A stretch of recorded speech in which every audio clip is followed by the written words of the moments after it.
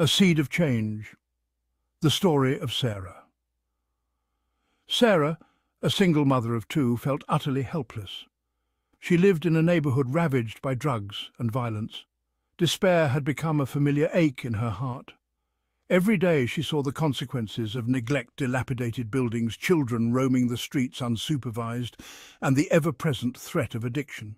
The problems seemed insurmountable, too big for one person to fix. One afternoon, while walking her kids home from school, Sarah noticed an empty lot filled with trash. It was a festering wound on her street, a grim symbol of her neighbourhood's plight. Instead of averting her eyes, as she'd done countless times before, Sarah decided to act. She rallied her neighbours, organised clean-ups, and even convinced the city to donate a few trash cans. It was a small victory, but it sparked a fire in Sarah's belly. She realised that even seemingly insignificant actions could have a ripple effect. She had planted a seed of change, proving that one person could indeed make a difference. Ronald Reagan once famously said, "The 9 most terrifying words in the English language are, 'I'm from the government and I'm here to help.'" Now, Reagan wasn't exactly known for his cuddly, compassionate approach to governance. However, there's a kernel of truth in his statement. Too often we fall into the trap of believing that the government is solely responsible for solving our problems. We think, well, I pay my taxes, they should fix it. This mindset, while understandable, is ultimately detrimental. It absolves us from taking responsibility for our communities and perpetuates a cycle of dependence. When we relinquish our sense of agency, we surrender our power to effect change. We become passive observers, waiting for someone else to clean up the mess. This is not to say that the government doesn't have a role to play. Of course it does. But its role is not to spoon-feed us solutions or absolve us of our civic duty. The government should provide a safety net, not a hammock. Its purpose is to empower, not enable.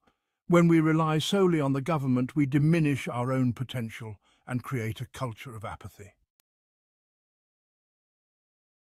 Section 4. The perils of groupthink. The problem with relying solely on the government is that it often leads to one-size-fits-all solutions.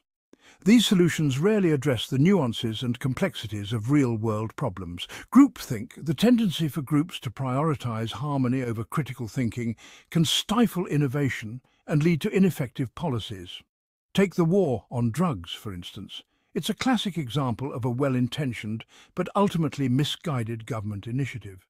Instead of addressing the root causes of addiction, such as poverty, trauma, and lack of opportunity, it focused on punishment and incarceration. This approach has done little to curb drug use and has had devastating consequences for marginalized communities.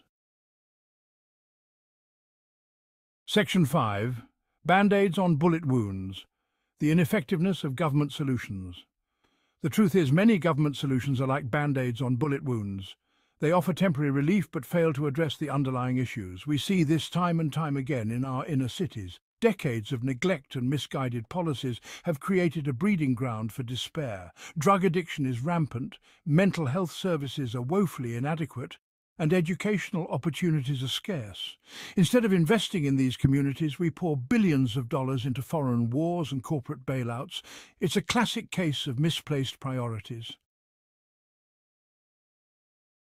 Section 6. A call to action. Reclaiming our communities.